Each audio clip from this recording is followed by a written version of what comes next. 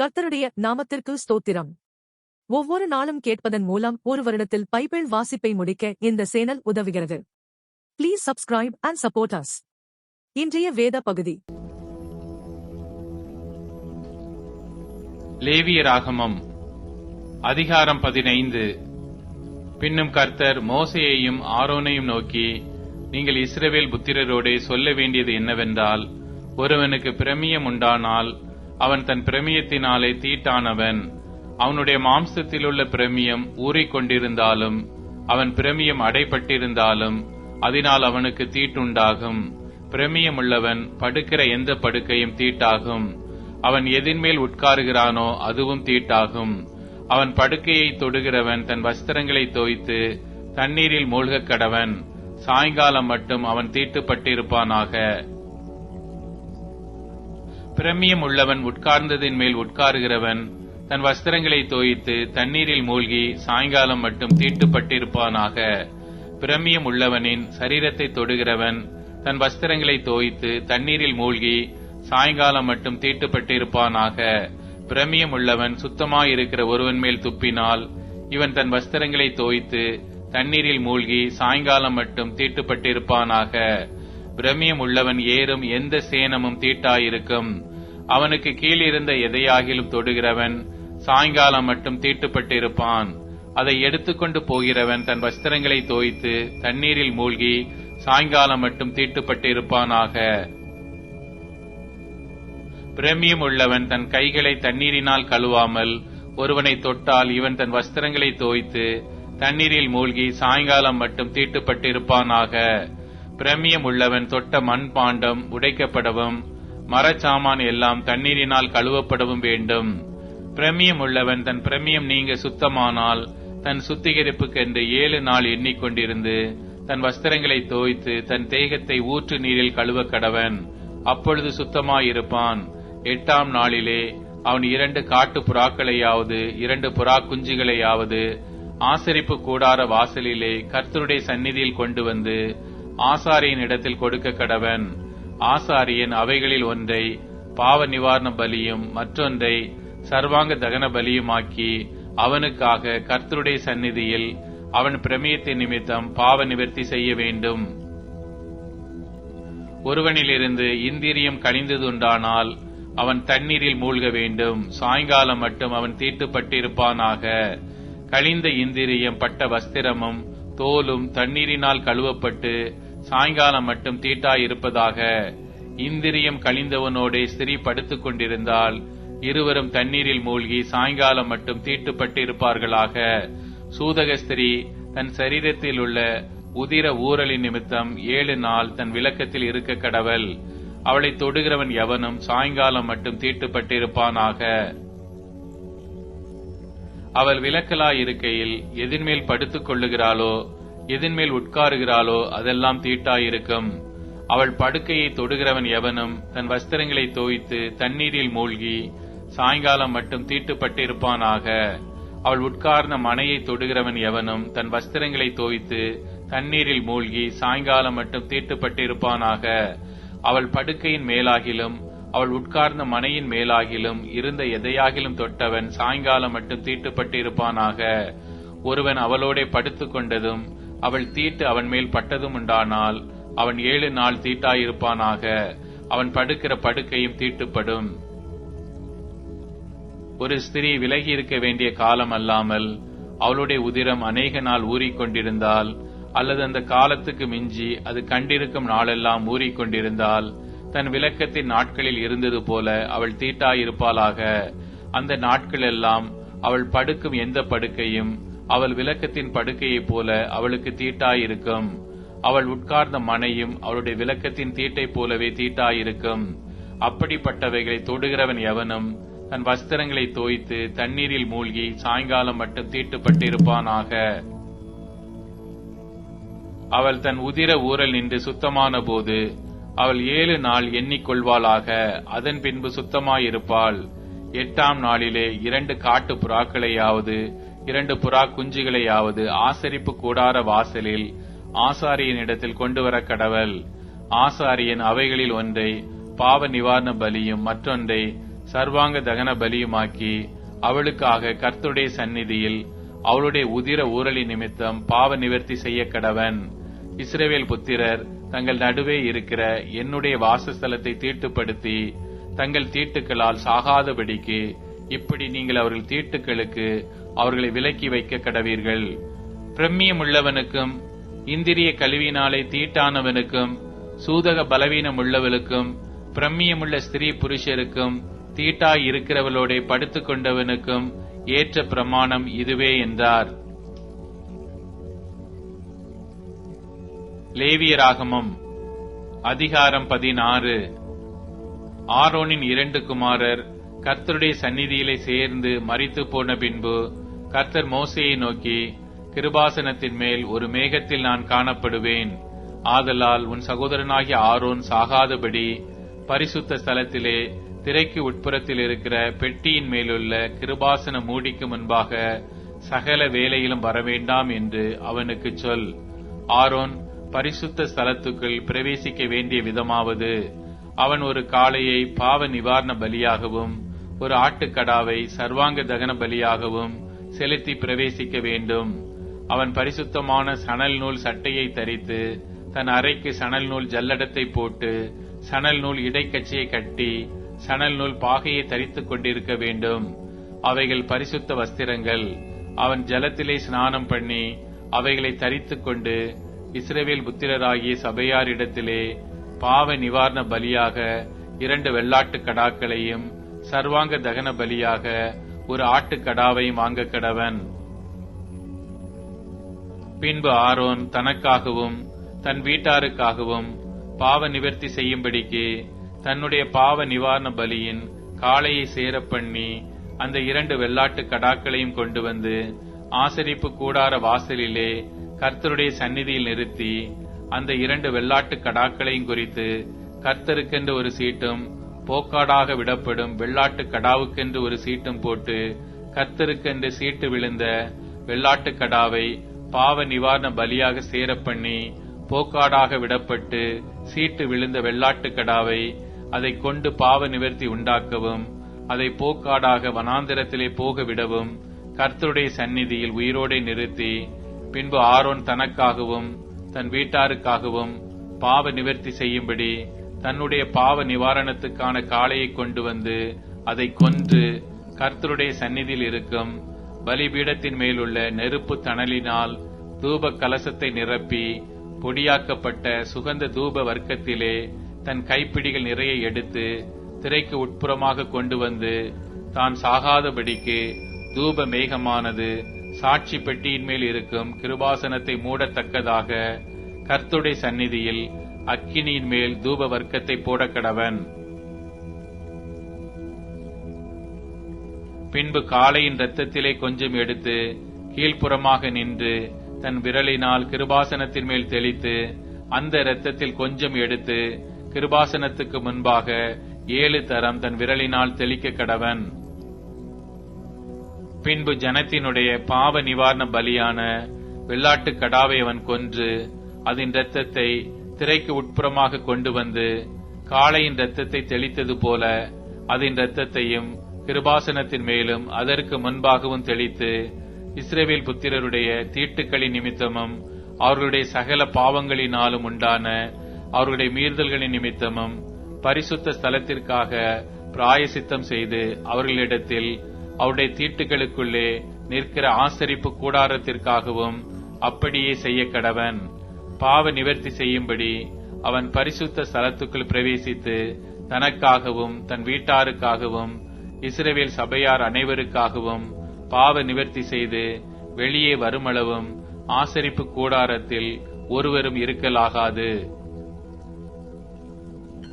பின்பு அவன் கர்த்தருடைய சந்நிதியில் இருக்கிற பலிபீடத்தண்டை வந்து அதற்காக பிராயசித்தம் செய்து காளையின் இரத்தத்திலும் வெள்ளாட்டு கடாவின் இரத்தத்திலும் கொஞ்சம் எடுத்து பலிபீடத்து கொம்புகளின் மேல் சுற்றிலும் பூசி தன் விரலினால் அந்த இரத்தத்தில் எடுத்து 7 தரம் அதன் மேல் தெளித்து அதை இஸ்ரவேல் புத்திரரின் தீட்டுக்கள் நீங்க சுத்திகரித்து பரிசுத்தப்படுத்த கடவன். அவன் இப்படி பரிசுத்த ஸ்தலத்துக்கும் ஆசரிப்பு கூடாரத்துக்கும் பலிபீடத்துக்கும் பிராயசித்தம் செய்து தீர்த்த பின்பு உயிரோடு இருக்கிற வெள்ளாட்டுக் கடாவை சேரப்பண்ணி அதன் தலையின் மேல் ஆரோன் தன் 2 கைகளையும் வைத்து அதன் மேல் இஸ்ரவேல் புத்திரருடைய சகல அக்கிரமங்களையும் அவருடைய எல்லா பாவங்களினாலும் உண்டான அவருடைய சகல மீறுதல்களையும் அறிக்கையிட்டு அவைகளை வெள்ளாட்டு கடாவினுடைய தலையின் மேல் சுமத்தி அதை அதற்கான ஆள் வசமாய் வனாந்தரத்துக்கு அனுப்பிவிட கடவன். அந்த வெள்ளாட்டு கடா அவர்களுடைய அக்கிரமங்களை எல்லாம் தன்மேல் சுமந்து கொண்டு குடியில்லாத தேசத்துக்கு போவதாக அவன் அந்த வெள்ளாட்டு கடாவை வனாந்தரத்திலே போகவிட கடவன். ஆரோன் ஆசரிப்பு கூடாரத்துக்குள் வந்து தான் பரிசுத்த ஸ்தலத்துக்குள் பிரவேசிக்கும் போது உடுத்தி இருந்த சணல் நூல் வஸ்திரங்களை களைந்து அங்கே வைத்துவிட்டு பரிசுத்த இடத்திலே ஜலத்தில் ஸ்நானம் பண்ணி தன் வஸ்திரங்களை உடுத்திக் கொண்டு வெளியே வந்து தன் சர்வாங்க தகன பலியையும் ஜனங்களின் சர்வாங்க தகன பலியையும் இட்டு தனக்காகவும் ஜனங்களுக்காகவும் பாவ நிவர்த்தி செய்து பாவ நிவாரண பலியின் கொழுப்பை பலிபீடத்தின் மேல் தகனிக்க கடவன்.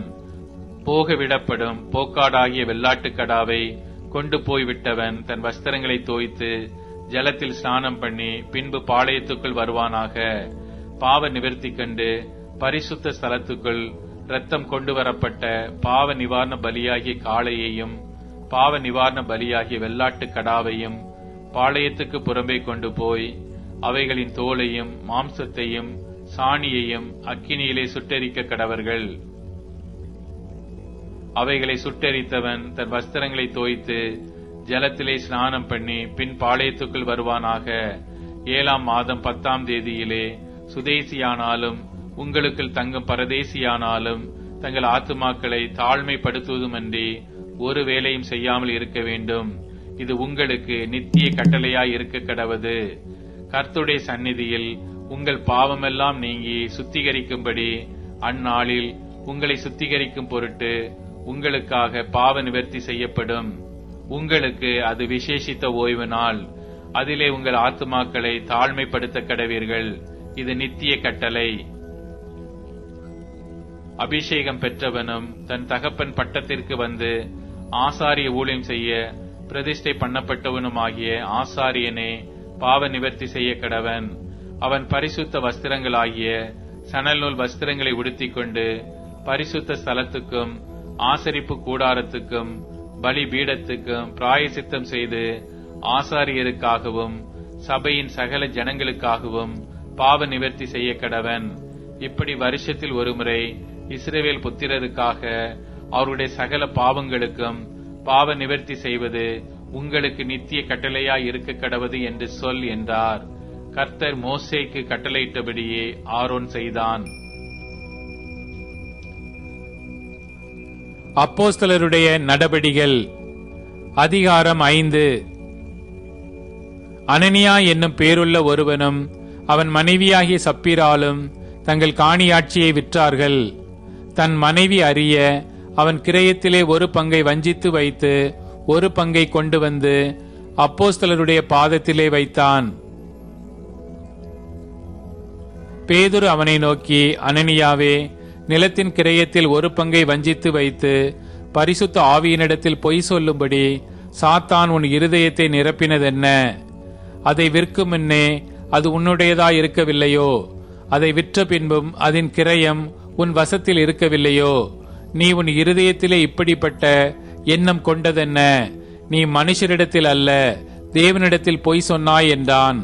அனனியா இந்த வார்த்தைகளை கேட்கவே விழுந்து ஜீவனை விட்டான். இவைகளை கேள்விப்பட்ட யாவருக்கும் மிகுந்த பயமுண்டாயிற்று. வாலிபர் எழுந்து அவனை சேலையிலே சுற்றி வெளியே எடுத்துக்கொண்டு போய் அடக்கம் பண்ணினார்கள்.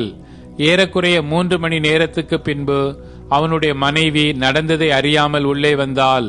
பேதுரு அவளை நோக்கி, நிலத்தை இவ்வளவுக்குத்தானா விற்றீர்கள்? எனக்கு சொல் என்றான். அவள் ஆம், இவ்வளவுக்குத்தான் என்றாள்.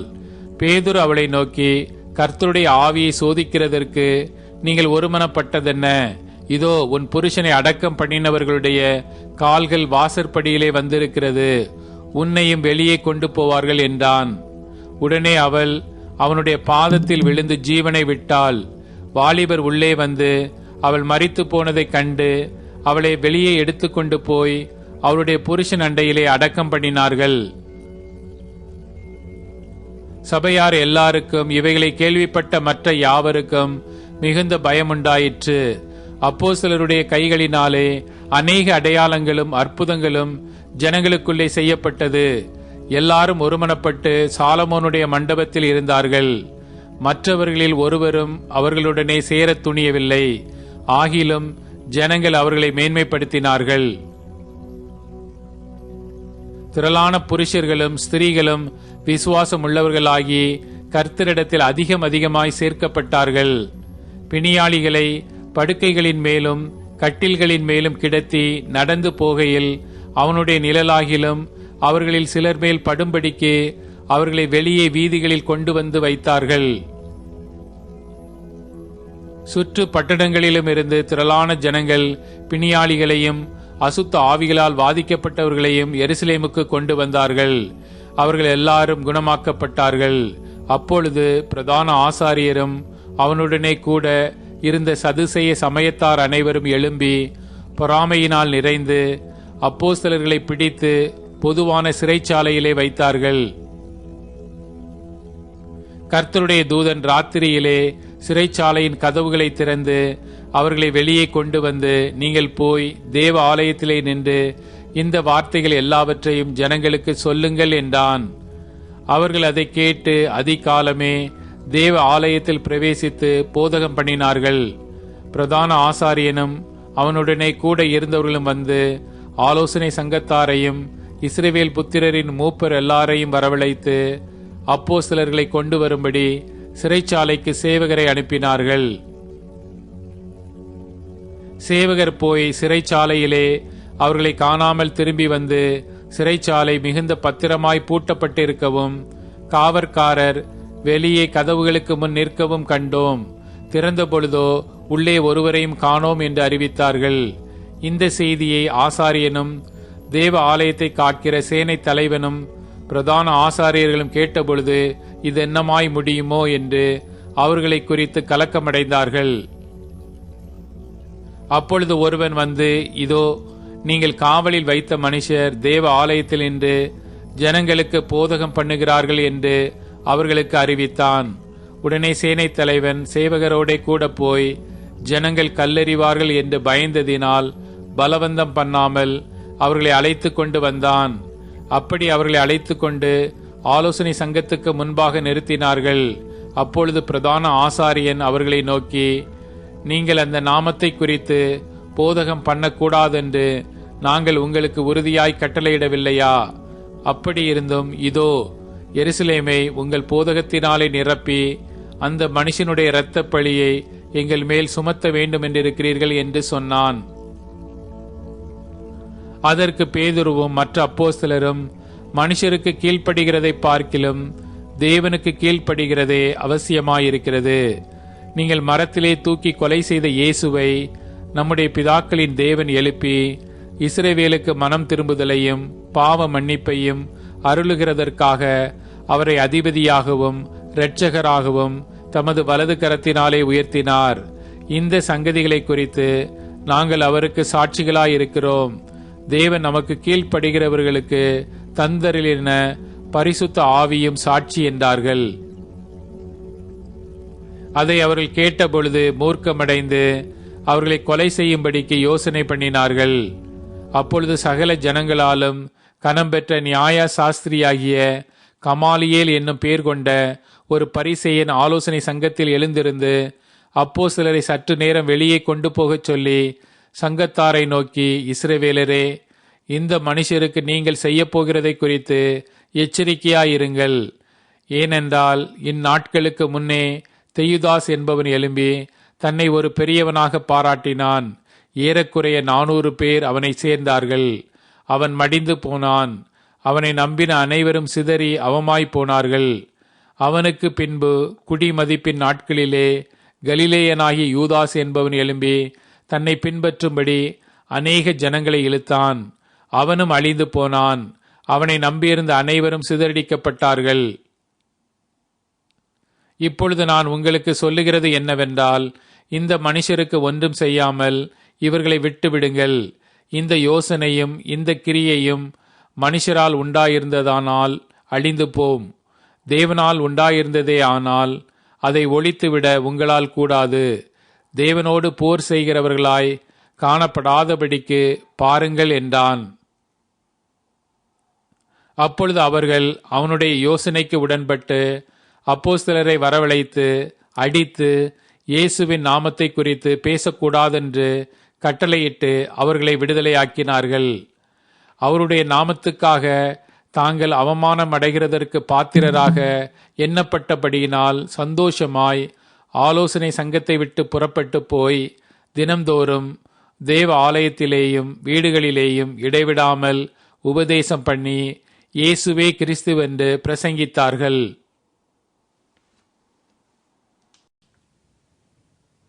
அப்போஸ்தலருடைய நடபடிகள் அதிகாரம் 6.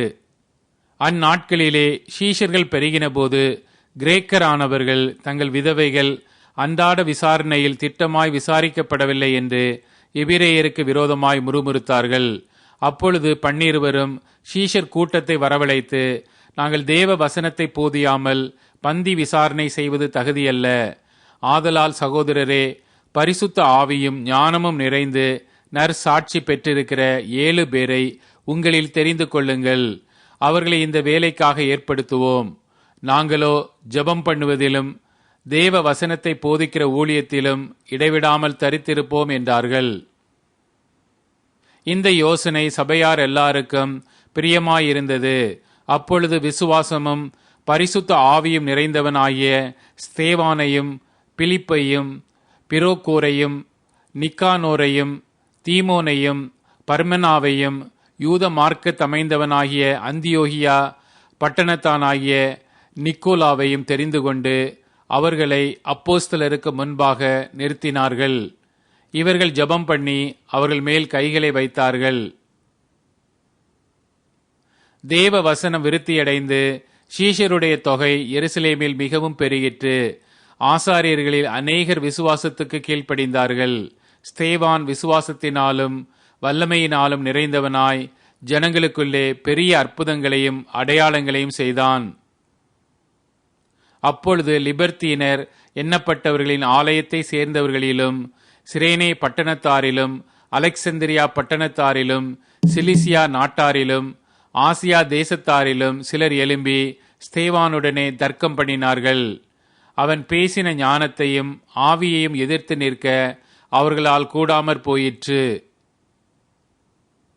அப்பொழுது அவர்கள் மோசேக்கும் தேவனுக்கும் விரோதமாக இவன் தூஷண வார்த்தைகளை பேச கேட்டோம் என்று சொல்லும்படியாக மனுஷரை ஏற்படுத்தி ஜனங்களையும் மூப்பரையும் வேத பாரகரையும் எழுப்பிவிட்டு அவன் மேல் பாய்ந்து அவனை பிடித்து ஆலோசனை சங்கத்தாருக்கு முன்பாக இழுத்து கொண்டு போய் பொய் சாட்சிகளையும் நிறுத்தினார்கள்.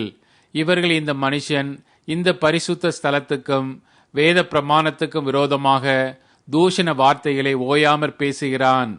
எப்படி என்றால், நசரேயனாகிய இந்த இயேசு இந்த ஸ்தலத்தை அழித்து போட்டு மோசே நமக்கு கொடுத்த முறைமைகளை மாற்றுவான் என்று இவன் சொல்ல கேட்டோம் என்றார்கள். ஆலோசனை சங்கத்தில் உட்கார்ந்திருந்த அனைவரும் அவன் மேல் கண்ணோக்கமாயிருந்து அவன் முகம் தேவதூதன் முகம் போலிருக்க கண்டார்கள். சங்கீதம் அதிகாரம் 53. தேவன் இல்லை என்று மதிகேடன் தன் இருதயத்தில் சொல்லிக் கொள்ளுகிறான்.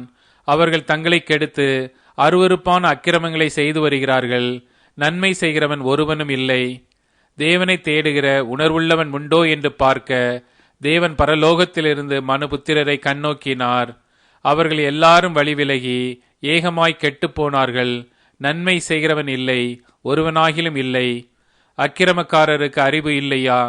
அப்பத்தை பட்சிக்கிறது போல் என் ஜனத்தை பட்சிக்கிறார்களே. அவர்கள் தேவனை தொழுது கொள்ளுகிறதில்லை. உனக்கு விரோதமாய் பாளையம் இறங்கினவனுடைய எலும்புகளை தேவன் சிதறப் பண்ணினபடியால் பயமில்லாத இடத்தில் மிகவும் பயந்தார்கள். தேவன் அவர்களை வெறுத்தபடியினால் நீ அவர்களை வெட்கப்படுத்தினாய். சீயோனிலிருந்து இஸ்ரவேலுக்கு இரட்சிப்பு வருவதாக. தேவன் தம்முடைய ஜனத்தின் சிறையிருப்பை திருப்பும் போது யாக்கோபுக்கு களிப்பும் இஸ்ரவேலுக்கு மகிழ்ச்சியும் உண்டாகும்.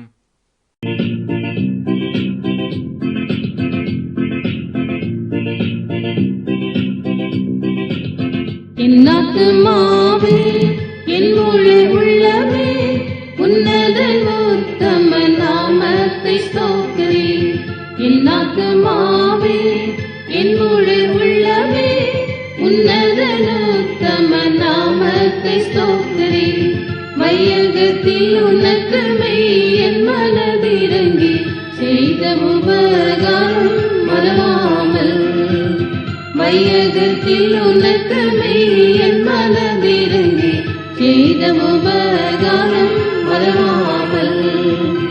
என் ஆத்துமாவே என் முழு உள்ளமே உன்னதன் உத்தம நாமத்தை ஸ்தோத்திரி. என் ஆத்துமாவே என் முழு உள்ளமே உன்னதன் உத்தம நாமத்தை ஸ்தோத்திரி. பாவத்தில் அமிழ்ந்தே பிணியினால் வருந்தே சாபக்குழியில் விழுந்து ஆபத்தில் நிற்கையில். பாவத்தில் அமிழ்ந்தே பிணியினால் வருந்தே சாபக்குழியில் விழுந்து ஆபத்தில் நிற்கையில். மீட்டுன கிரக்கம் கிருபை என்னும் முடியை சூட்டிய கர்த்தனை நிதம் நினைத்து. மீட்டுன கிரக்கம் கிருபை என்னும் முடியை சூட்டிய கர்த்தனை நிதம் நினைத்து. என் ஆத்துமாவே என் முழு உள்ளமே உன்னதன் உத்தம நாமத்தை ஸ்தோத்திரி. என் ஆத்துமாவே என் முழு உள்ளமே உன்னதன் உத்தம நாமத்தை ஸ்தோத்திரி. பெற்ற பிதா போல் பரிதபித்தழைப்பார் பற்றிடும் அடியோர் முற்றும் பயப்படில். பெற்ற பிதா போல் பரிதபித்தழைப்பார் பற்றிடும் அடியோர் முற்றும் பயப்படில். அக்கிரமெல்லாம் கர்த்தன் கருணையால் ஆக்கினையின்றி அகற்றிடுவார். அக்கிரமெல்லாம் கர்த்தன் கருணையால் ஆக்கினையின்றி அகற்றிடுவார்.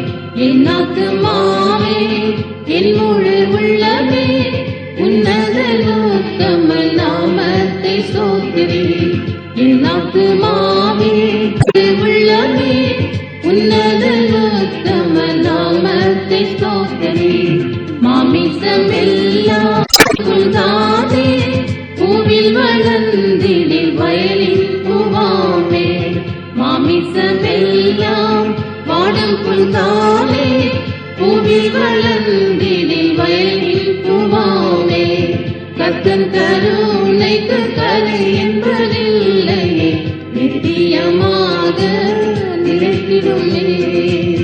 கர்த்தன் கருணைக்கு கரை என்பதில்லையே நித்தியமாக நிலைத்திடுமே. என் ஆத்துமாவே என் முழு உள்ளமே உன்னதம நாமத்தை ஸ்தோத்திரி. என் ஆத்துமாவே என் முழு உள்ளமே உன்னதன் உத்தம நாமத்தை ஸ்தோத்திரித்திடுவீரே. தூதகணங்களே ஜோதியாயுள்ளவர் கோடி சேனைகளே துதித்திடுவீரே. தூதகணங்களே ஜோதியாயுள்ளவர் கோடி சேனைகளே. ராஜ்யங்களில் அவர் காட்டிய கிரியைக்காய் சாட்சிகள் நாம் துதி சாற்றிடுவோம். ராஜ்யங்களில் அவர் காட்டிய கிரியைக்காய் சாட்சி துதி சாற்றிடுவோம். என் ஆத்துமாவே என் முழு உள்ளமே உன்னதம நாமத்தை ஸ்தோத்திரி. என் ஆத்துமாவே என் முழு உள்ளமே உன்னதன் உத்தம நாமத்தை ஸ்தோத்திரி. இப்போது tune in, Spotify, Amazon music மற்றும் யூடியூப் மியூசிக் ஆகியவற்றில் நமது பைபிள் 365 சேனல் கிடைக்கிறது. ஃபாலோ பண்ணுங்க.